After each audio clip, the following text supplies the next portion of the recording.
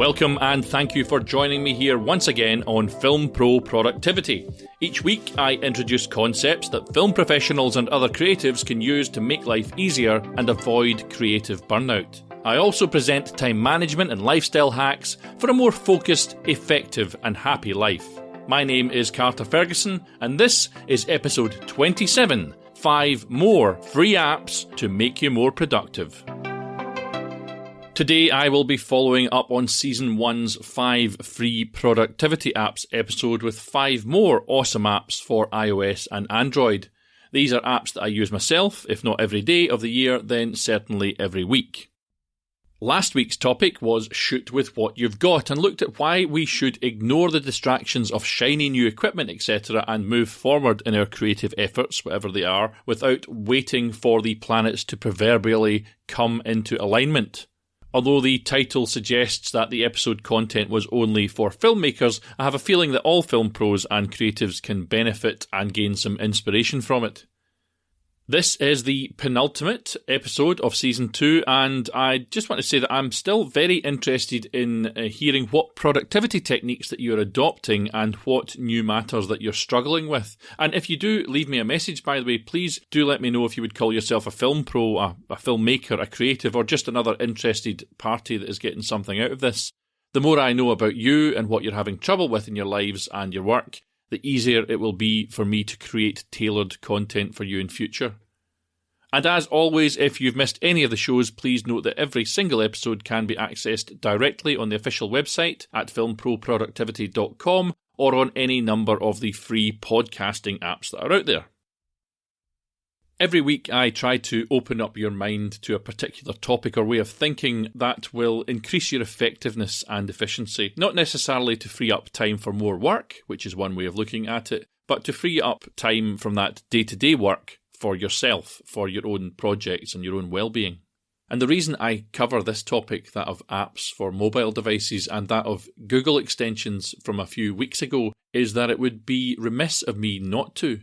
Certain productivity apps for your phone or your tablet offer simple solutions to long-standing problems which we all deal with and will make your life easier and happier as a result of using them. As we all know, energy spent on unproductive, distracting or low-priority activities cannot be recovered, so what's the harm in utilising a small piece of software to help you along the way?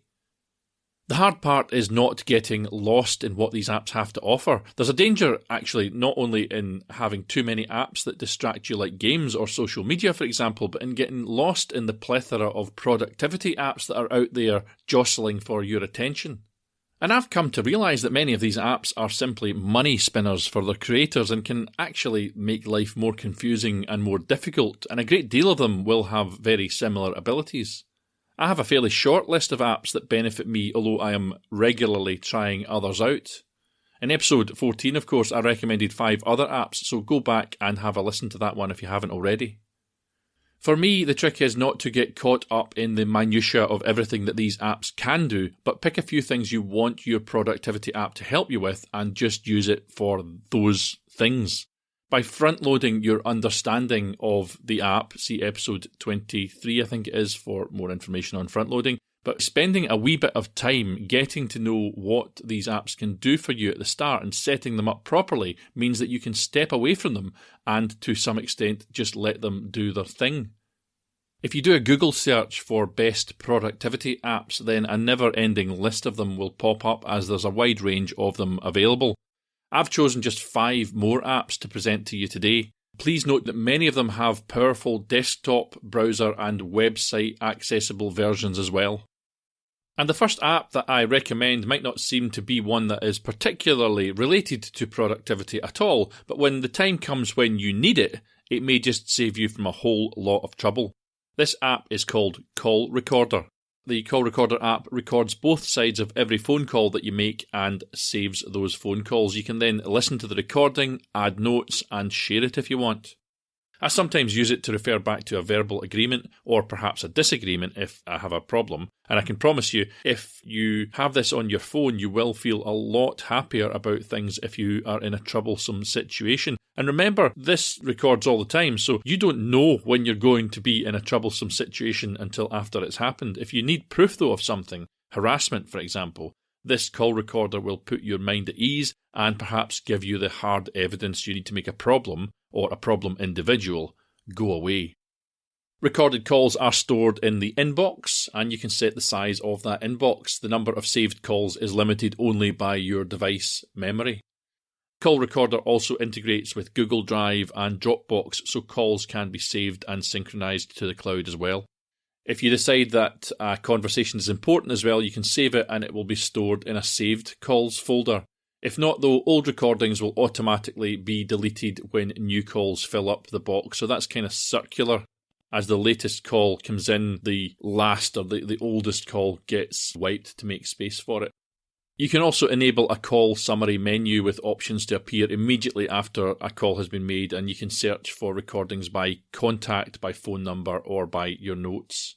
The app is free on Android, but I can see a disturbing pattern of Apple charging for what Android gets you for free, and I don't have access to an Apple device right here, but they definitely used to charge you for the same app. I will try and link to both an Apple version of this and an Android version of this in the show notes, incidentally. The second app on my list today is also related to communication, and it is WhatsApp. We started using this app and a Chinese version of it, WeChat, when we were working in Hong Kong and China, but once we returned home, it was WhatsApp that we continued using. WhatsApp Messenger is a free app available for smartphones. It uses your phone's internet connection to let you message and call friends and family. You can use it to save and receive messages, calls, photos, videos, documents, and voice messages to anyone else on the planet with the same app. On my personal phone contract, I get charged every time that I send a photograph by text. It kind of converts it, but I get billed for every single one that goes. But with WhatsApp, it all comes in under my data allowance, which is much higher, and I've never went over that yet. You can also send and receive WhatsApp messages from your computer's browser as well, which is really handy. And obviously, as it's not a phone call, there are no international charges. The main use that I make of it is for sending images and for leaving voice messages, voice chat messages. We get into the habit of leaving voice messages for one another in Hong Kong, which can really cut down your communication times. Sometimes just leaving a short chat message is infinitely easier than stopping everything and texting back on a handset. And just to clarify, the app records these short messages and then sends that short message directly to the receiver. It's not like a voicemail service where they could pick up. They are just getting your recording.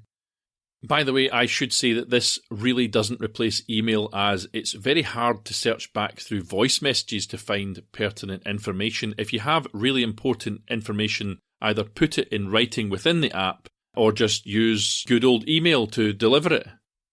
One little caveat, there is a group chat option within WhatsApp, and it works really, really well if people talk only about what it is you're talking about. So if it's to do with a script, only talk about a script. If it's to do with a call sheet, only talk about the call sheet. If it's to do with producing or whatever, only have relevant information within the chat, because it's so easy within WhatsApp to lose track of what's going on. And if you get more than one voice, it makes it all the more difficult to use. So I would just be a little bit cautious about relying heavily on the WhatsApp group chat thing. It does work, but it can be confusing. And the next app I have on my list is Canva.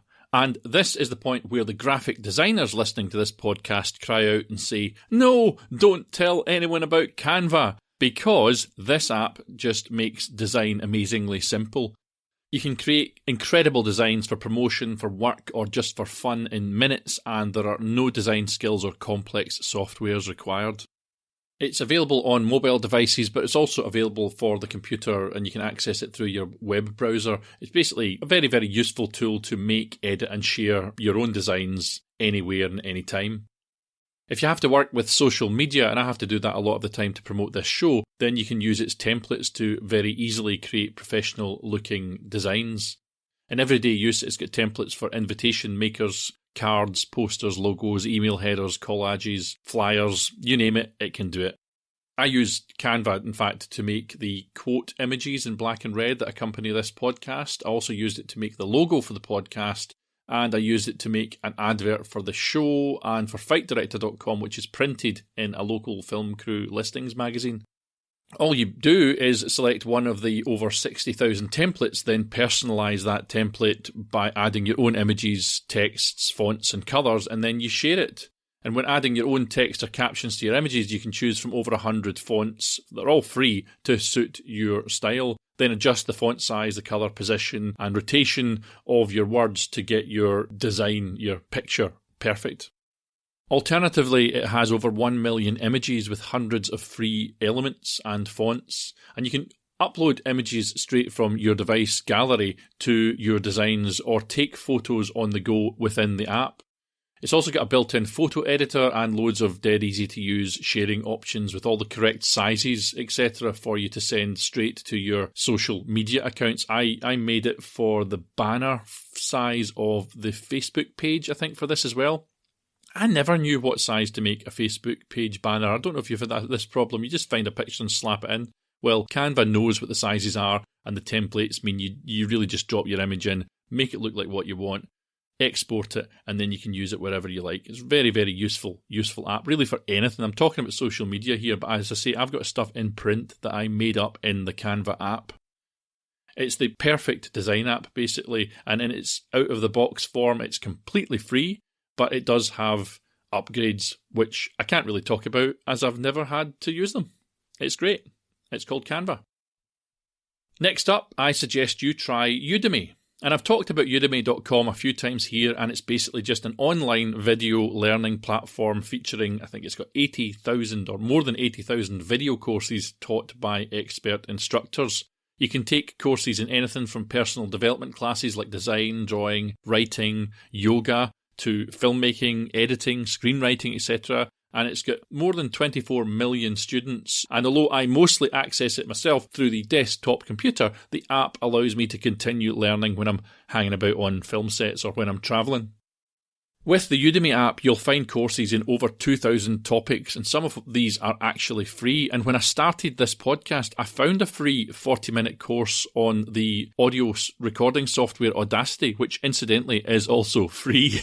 I haven't got any money. There's no backing behind this podcast. If anyone thinks it's budgeted in some way, it's not. It's just me in a room writing and recording these episodes. But anyway, it was with the knowledge that I picked up on that course, that free course, that I started recording this show, and I still record every single episode on it.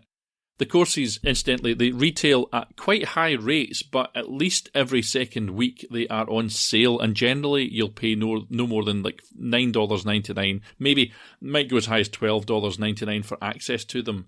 And once you've enrolled in a course, you have lifetime access to it. With the app, you can download the courses to learn offline, and if you're on the go, you can also listen to the courses in audio mode, which is really quite useful. One other thing I find useful, and it's a great time saver in productivity terms, is that you can personalise the learning experience, or whatever you would call it, with speed controls and closed captioning. And I tend to do the courses on there at 1.25% speed. I also do use the closed captions. If I don't fully understand what's going on, I'll go back, and I might even go back again and write down the exact words that are getting used, which is a lot easier when you've got captions on screen. I've used it a number of times. I've sat courses on screenwriting, technical camera skills, documentary filmmaking, speed learning, Audacity, of course, and many more. And as soon as this podcast launches, I'll be sitting a course on DaVinci Resolve. Udemy is totally awesome, and if you are not utilising it, then you are missing out.